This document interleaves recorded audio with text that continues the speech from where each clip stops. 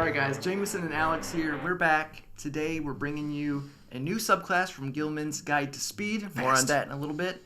This is the Racer Rogue Subclass. Yeah, that's a lot of R's, and if you try to say those too fast, which even would be on theme, is going to confuse the crap out of you. Yes. So, what we're going to do is go through all the abilities gained in the subclass. We're going to rate the RP, combat, and synergy based on the abilities gained in the subclass. Don't forget to like, comment, subscribe. We entered in our D&D Beyond Sourcebook bundle giveaway. Or other bundle of choice, potentially. That being said, let's get right into it. What do we get with this subclass? In order to finish first, that's what the first ability is called. It tells you, it's a nice little quick flavor thing I do want to read. It's quick, but your lithe build and lightning reflexes are perfect for speed. Whether it's jockeying, driving, piloting, or foot racing, you excel in moving fast and staying ahead. Your life on the edge brings you close to death, but also to glory. Much like the life of an adventurer, you are dexterous and quick, and your mind works as fast as your body to analyze tracks and identify your competitor's weaknesses. Yes. With that comes our first ability, Overtake. As a bonus action, you can increase your position in the turn order by 1.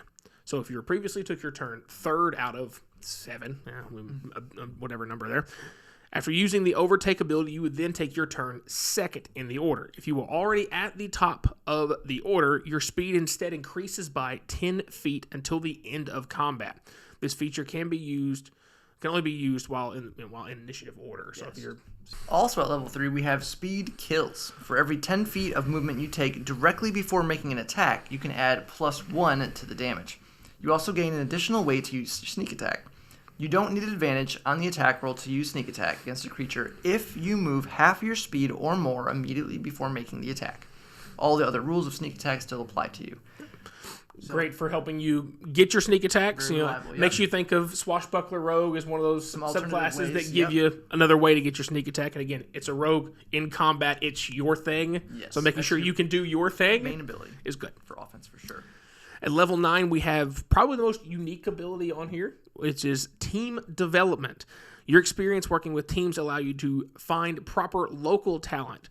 With 1 week and at least 50 gold pieces, you can build a group to help you with all race-related activities. Now, this is not like races in Dragonborn or Dwarf. This is races in Go Fast. Yes. It's important to clarify there. This may include providing you with a basic vehicle, gaining access to local events, setting up meetings with local celebrities that are racing fans. So, something to keep in mind with something like this is clearly this is where vehicles and certain like that will be in this universe would be there. If you wanted to play something like this in a campaign that doesn't use vehicles and things like that, horses, you could do it with horses. My thought immediately went to ships. Wouldn't make this feel completely useless if your campaign doesn't use vehicles and things like that. Right. Be creative with it. Work with your DM. Level 13, we have Go for the Gap. When you overtake an enemy, they are shocked into stillness. They must make a Charisma saving throw, DC of 8 plus your proficiency bonus plus your Dex mod. Oh, that's nice. Or be restrained until the end of their next turn. Once a creature has been subject to this effect, they are immune to it for the next week. So, depending on where you fall in initiative order, you could be overtaking multiple people in a combat. You are a rogue, so most time it's probably going to be maybe 1 or 2 at most. Unless you rolled garbage for some reason. Right.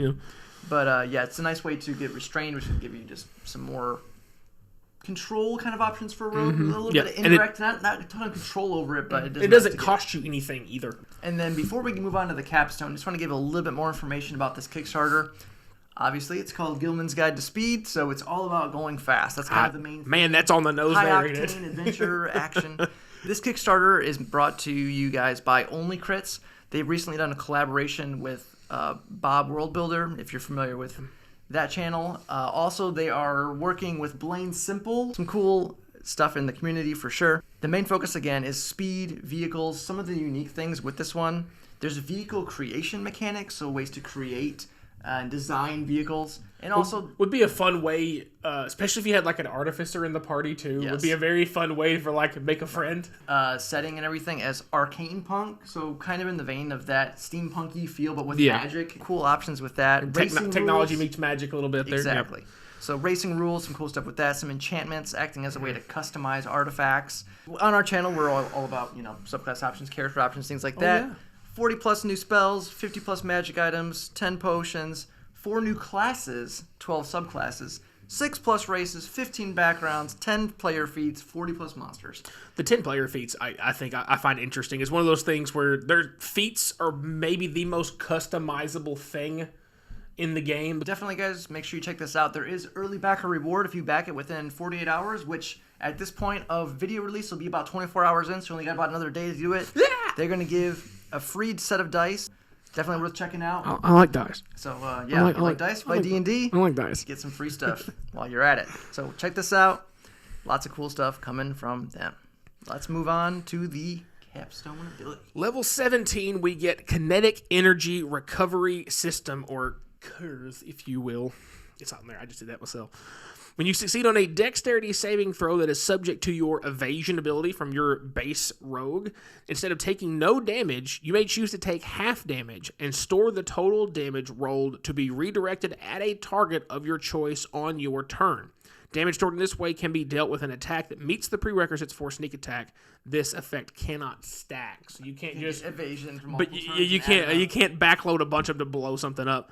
But again, I like the fact that this is a choice. So if you're full, if you got plenty of health, you get chunked for a little bit. You're like, okay, instead of taking 0 damage, I'll take 10 instead of 20, and here comes extra 10 back at your face. Yes, the redirect damage can be a big deal, especially if you're throwing it back at like a squishy caster. Those are all the abilities. Move on into the rating portion of the video.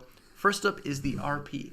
Asterisk, as always. Talking about roleplay, we're talking about interacting with the world around you, interacting with NPCs, non-combat scenarios, avoiding combat, basically things outside the initiative order. Yeah. Not talking about your class fantasy, history, lore, background, that's on you as a player. We can't rate you, but we can rate the abilities gained in the subclass, how they might improve your potential in those roleplay scenarios. That is what we do. So, looking at this one, be pretty quick on it. Yes. Quick. I had to throw that in there. Quit it. This is a rogue subclass, which they are notoriously focused on combat. A lot of times, not always. With the exception of reliable talent and expertise, the rest of it's all combat. So with this one, there's really just one ability that's primarily focused on roleplay, which is the team development, getting the bonuses to race-related activities. Now, that is a very broad category. It is. But it still is relatively niche. Yeah, it's very, like I said, even if you wanted to be more general about it, like I mentioned earlier, you're still focusing on like transportation. Right. And it takes a week and 50 gold. Yeah, so it takes time to get it set like up your play. It's not just all of a sudden you're doing something, like you're having to plan for an event type of thing. So when it does come into play, it will be really big for you. Yeah, and really cool flavor wise for sure. For sure. But you have to have the right circumstances to allow something like that to happen. Yep. Also, like if you're out in the wilderness, not around like towns and things, it's gonna be kind of hard to try to organize an event out in the middle of nowhere. I mean, so you have to have unless you've got some way to speak with animals and you're trying to just set up a race for the 25 squirrels in the neighborhood and bet on Bucky to win. Like, I don't know what you're going There is some very niche, very, very niche stuff with the overtake ability and like a chase, maybe. Yeah. It's very niche as well. So for the role play, we just went with a 1.5. Yep. The stuff is super potent if you can get it to come up. But the problem is very specific. It's very, very specific. Very specific. But that's all right because it's not focused on roleplay. That's right. It's focused on doing what rogues do, and that is hurt things. Yes. Very effectively, mind you. So the big thing here, obviously, is going to be your overtake, because while Jameson's right, you're a rogue, you're going to have high dex, you're going to have a decent initiative bump to start with, let alone if you take some other feat or whatever else that lets you do even better than your normal dex bump to go. I like the fact that it gives you something else, because I feel like they took the potential problem that their own ability addressed and gave the solution for it on the back half of the ability. Yes. That's what's good about it. Besides, it's mechanically fun and interesting. And then, of course, speed kills. So both your level 3 abilities feel very rogue-like, and they help you do what rogues do great. Again, helping that floor reliability of rogue sneak attack, giving you an extra way to trigger it, is the most important thing that any rogue subclass can give rogue, is ways to make sneak attack more common. Because, let's be real, you don't need more damage on sneak attack. You just need to make sure you get it. Right. Helping you fix the feels bad is good. That level 9 ability is almost exclusively an RP thing. It's niche. We talked about it. Yeah. Moving on. At 13 with Go for the Gap, I made the little side comment when Jameson was reading this. It's a charisma saving throw, so one of the two best saving throws to target in the game, because if you're not fighting a dragon or an enemy caster, most likely their charisma save is going to be garbage. Yeah, probably. That or intelligence are the two best saving throws to go after. The other great thing about this is you're in no danger of having to go mad to make this ability feel more effective. Yeah. It makes you want to use it. It's like, oh, yes, and not having to waste others' ability score improvements. You do get an extra one as a rogue, but still. I'm glad it doesn't say intelligence on the backside. It makes that great. So, again, a chance to restrain somebody when you overtake them is wonderful. There's no, like, proficiency bonus uses per day or modifier for this or once per short rest. You can do it as much as you want, but you can't ever target the same creature more than once. So there's some nice give and take with that. There's not really... You can't specifically target someone because it just falls into initiative order. Right. So there's a little bit of RNG involved. It's a very high floor, low ceiling ability. I use that term a lot on this channel. I know, but it's accurate with situations like this. It's also free. It's free. It's very reliable. You know it's coming. There's no risk to it except for the saving throw with almost all effects, and it's again the charisma save plus being on your dex mod, and finally, of course, the capstone.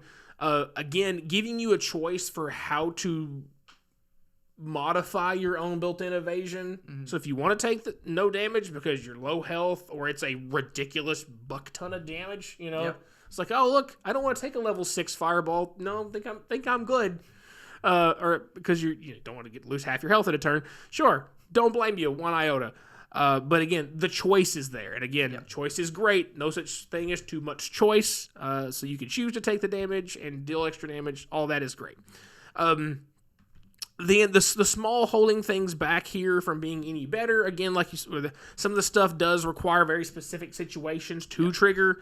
And once it's done, it's done. Like the overtaking them and them restraining, they can't hit the same creature more than once. So there is some limits to this. Again, it feels it's effective for what it gives you, but there's no crazy burst explosive ability on here. It's just bringing up a lot of the floor. So a lot of reliability with this rogue subclass. Nothing too crazy overpowering.